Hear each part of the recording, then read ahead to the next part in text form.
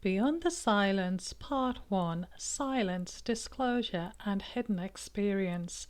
What happens when someone has learned that speaking may be dangerous? What happens when silence is not simply the absence of words, but something that has been learned, reinforced, and perhaps even necessary for survival? Welcome to Beyond the Silence. This series begins with a subject that is often misunderstood. What happens when a person experiencing abuse, fear, coercion, or trauma does not tell us what is happening? We often assume that if something is wrong, a person will say so. We expect disclosure to be reasonably clear, reasonably consistent, and reasonably close to the events being described. In professional settings, there can be an additional expectation that the person will provide an understandable account of what has happened, identify the person responsible, describe the impact, and explain what they need. But human experience does not always work in this way. For some people, speaking has never been experienced as safe. They may have learned within their family that certain things are not discussed. They may have been taught explicitly or implicitly to protect the family, protect another person, remain loyal, remain quiet, or accept that what happens behind closed doors stays firmly behind closed doors. For others, silence may develop within an abusive relationship. A person may discover that questioning, challenging, contradicting, or revealing what is happening produces consequences. Disclosure may result in threats, retaliation, humiliation, financial consequences, loss of relationships, consequences for children, or an escalation of violence. Over time, the person may not simply choose silence, they may learn silence, and the distinction matters. Because when we encounter someone who does not disclose, discloses very little, changes their account, appears uncertain, struggles to remember, or says they do not know what happened, our first response should not necessarily be to ask, "Why didn't they tell us?" A more useful question may be, "What might have made telling us difficult, unsafe, or even impossible?" That shift in perspective takes us beyond the surface of behaviour and towards the hidden experience of the individual. This first part of Beyond the Silence explores that hidden experience.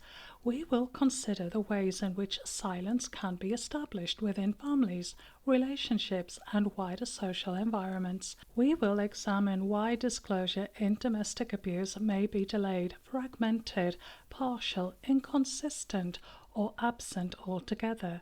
We will consider the difference between having physical or professional access to a victim and actually having access to their story, because those two things are not the same. A person can be sitting directly in front of us and still be unable to tell us what is happening. They may be frightened, they may be confused, they may be protecting themselves or someone else. They may not yet have the language for what they have experienced. They may have become accustomed to minimizing what is happening. They may believe that nobody will believe them, or they may simply not yet understand their own experience as abuse. This becomes particularly important when we consider trauma and psychological shutdown.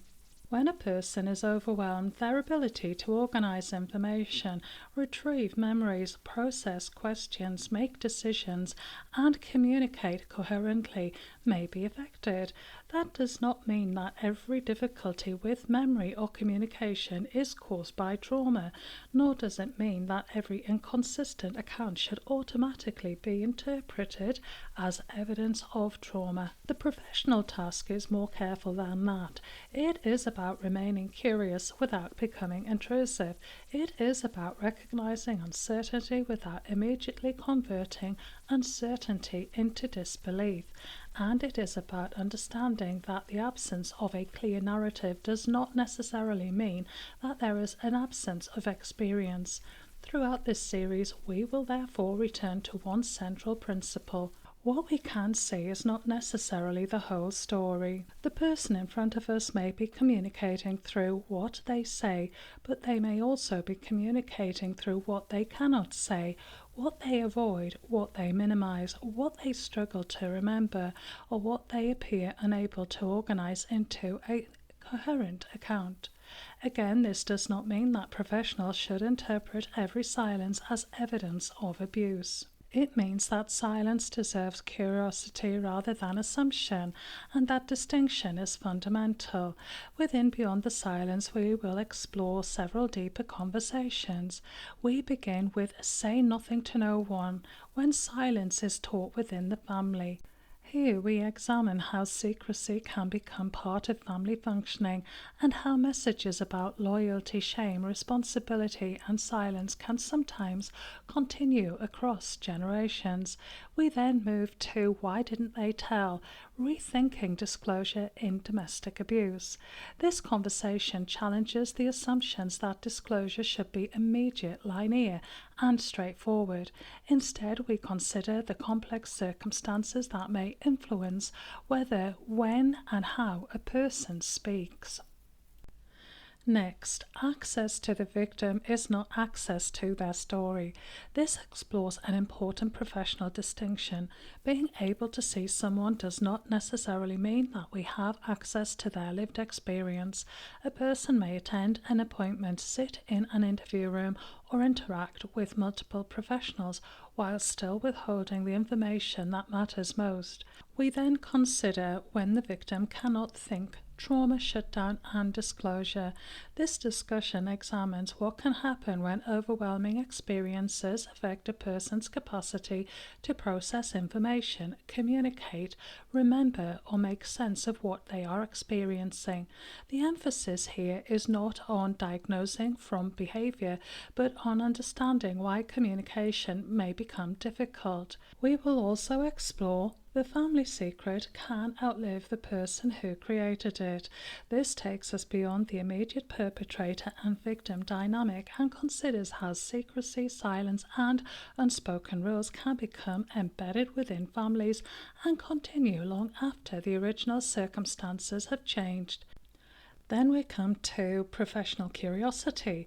What are we missing? Professional curiosity is not simply asking more questions. It is the willingness to notice what does not fit, to recognize gaps without automatically filling them, without assumptions, and to remain open to explanations that may not initially be visible. Finally, we arrive at before we diagnose trauma.